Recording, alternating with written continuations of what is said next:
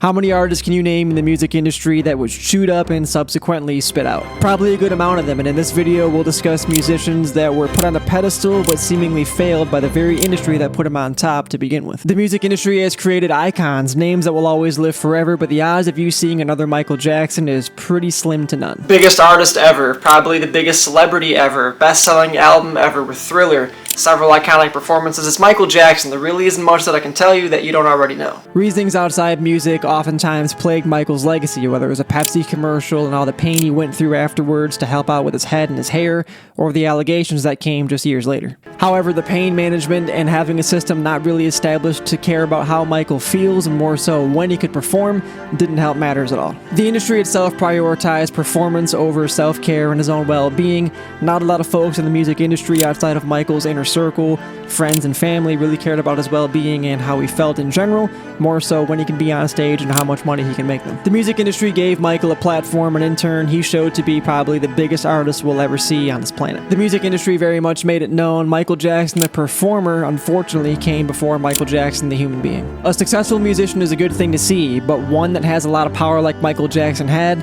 go back and look at what was being said about him with Sony and owning all the rights and the stake of Sony and ATV.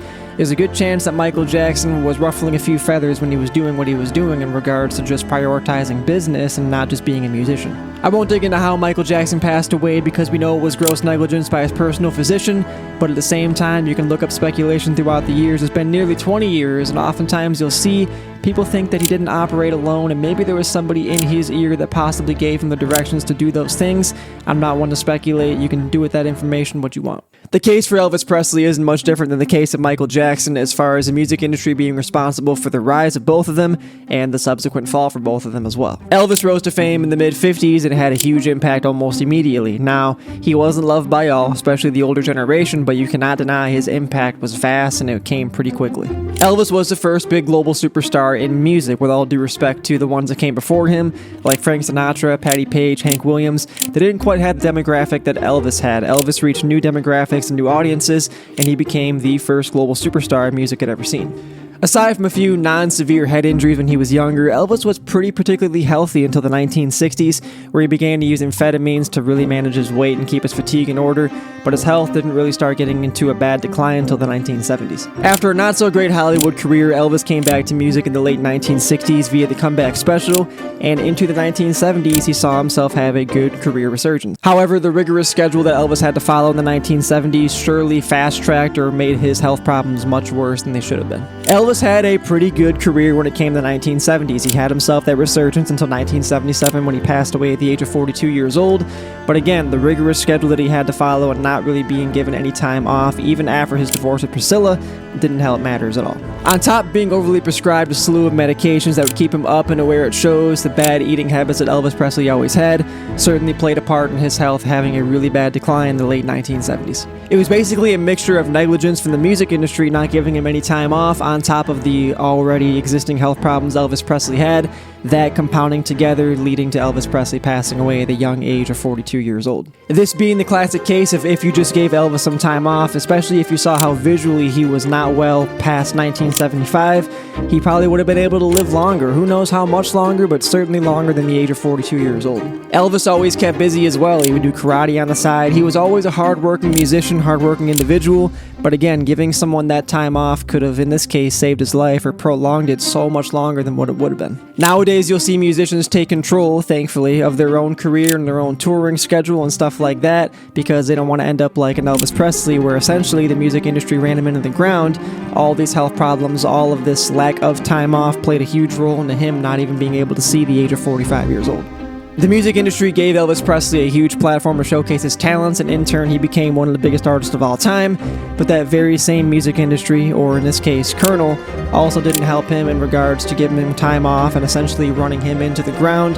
One of the all-time icons of the music industry, similar to Michael Jackson being gone well before their time, largely in part due to the music industry. A good example of an artist wanting creative control and the industry not wanting to budge is Prince. The industry gave Prince a lot, and in turn Prince gave them some of the best musicianship you'll ever see in your life, one of the most talented artists of all time, but them not accommodating him for his creative work or his own demand That wasn't going to work for Prince. You would figure an artist as talented as Prince, who wanted the eyes and ears on him at all time, that generated so many sales, whether Purple Rain or otherwise, he'd be able to be accommodated for these things that he'd want, but the industry did not play like that. They didn't care who you were, no matter how talented you were going to listen to them, not the other way around. Prince and Warner Brothers had a big feud throughout the 1990s, and tensions were mounting constantly, especially on behalf of Prince. He wanted ownership, he wanted demand, he wanted his own music career to be judged and controlled by him and him only.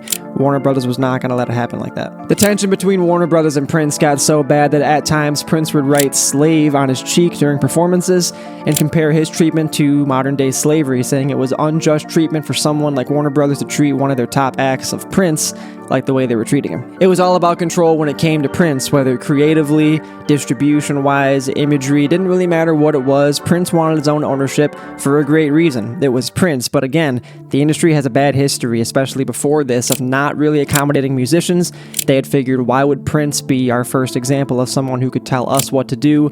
It wasn't going to work. Either side, they couldn't agree on anything. Prince's popularity waned a little bit in the 1990s because of this feud with Warner Brothers, but he ultimately took a sacrifice. He wanted to make it to where future generations of musicians that started with him would have to worry about the industry bullying them around and telling them what they can and cannot do. Prince wanted to be that first artist, whether it was him or that logo that he had for a while, that told you, I'm in control, not you. Artist-owned music is now more prevalent than ever, largely thanks to what Prince did. Prince had this idea of using the internet to market his music long before a lot of people did, so he used that to his benefit as well. He was doing things at the confines of the music industry telling him what to do, and largely it benefited him, and it was actually pretty successful. The industry introduced us to Prince, one of the most talented artists of all time, and we could always thank them for that, but then failing to accommodate that very said talented artist, that shouldn't have been a conversation, much less a heated discussion to begin with. Prince was so smart that he was able to establish his name both with and without the industry's help, whether it was his name with a logo. Again, puzzled history for the music industry, not always prioritizing the creator, more so prioritizing the art for both financial and public gain. Prince found a way to make it beneficial to him both with and without the music industry. In Prince's case, he took that big step to show you that both the creator and art can have equal value, and he could do it with or without the music industry. The music industry is responsible for a lot of the world's sound, and for that we'll always thank them for it, but the saddest part about the music industry is them not treating the legends they had like the real humans they actually were.